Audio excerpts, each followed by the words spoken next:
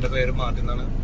നടീനെ തട്ടിക്കൊണ്ടേക്കുറിച്ച് 2ാം പ്രതിയായിട്ട് remand ചെയ്ത് 5 കൊല്ലത്തോളം അതിനുശേഷം സുപ്രീം കോടതി ബെയിലിൽ ഇറങ്ങിയത്. ഈ കേസിലെ യഥാർത്ഥ സത്യങ്ങൾ, ഞാൻ കണ്ടതും കേട്ടതുമായ യഥാർത്ഥ സത്യങ്ങൾ പുറത്തു പറയാതിരിക്കാൻ നടൻ ലാല് പല രീതിയിൽ ഭീഷണിപ്പെടുത്തിയിട്ടുണ്ട്. ദിലീപിനെ ചതിക്കാൻ വേണ്ടി ഉണ്ടാക്കിയ ഒരു കെണിയാണ് ഈ കേസ്.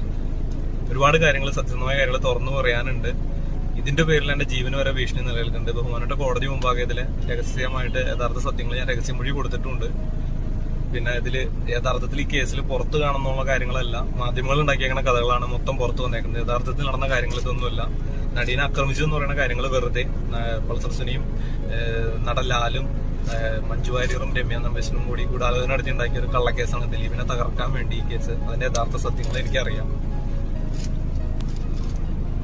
നടൻ ലാലിന്റെ വീട്ടിൽ നിന്ന് ആണ് എന്നെ, ലാലിന്റെ വണ്ടിയിൽ, XUV വണ്ടിയിലാണ് എന്നെ കൊണ്ടുവരാൻ പറഞ്ഞു. അന്നേരം സംഭവ ദിവസം രാത്രി തന്നെ വിടണേ, തൃശ്ശൂർ പോയി ഞാൻ കൊണ്ടുവന്ന എന്റെ ഇടയ്ക്ക് നടീനെ വണ്ടി തട്ടി ആക്രമിച്ചു എന്നൊക്കെ പറയുന്നത് വെറുതെ നുണ പറയുന്നതാണ്. പൾസർ സുനിയും ലാലും മഞ്ജു വാര്യരും കൂടി ചേർന്നുണ്ടാക്കിയ ഒരു ഗൂഢാലോചനയുടെ അനന്തരഫലമാണ് ഈ കേസ്. നടീനെ ആക്രമിച്ചു അല്ലെങ്കിൽ പീഡിപ്പിച്ചു എന്ന് പറയുന്നത് വെറുതെ നുണ പറഞ്ഞുണ്ടാക്കുന്നതാണ്. അതില് പിന്നെ എന്റെ ഫോൺ ഉപയോഗിച്ചിരുന്നതും പൾസർ സുനിയാണ്. അത് നടൻ ലാലിന്റെ വീട്ടില് വെച്ച് ലാല് എന്റെ കുത്തിന് പിടിച്ചത് വാങ്ങിച്ചു. എന്നെ കൊണ്ട് ഒരു 5 വെള്ള പേപ്പറിൽ സൈൻ ചെയ്യിച്ചായിരുന്നു. നീ എന്റെ ലക്ഷങ്ങൾ വാങ്ങിച്ചാനുള്ള തെളിവാ.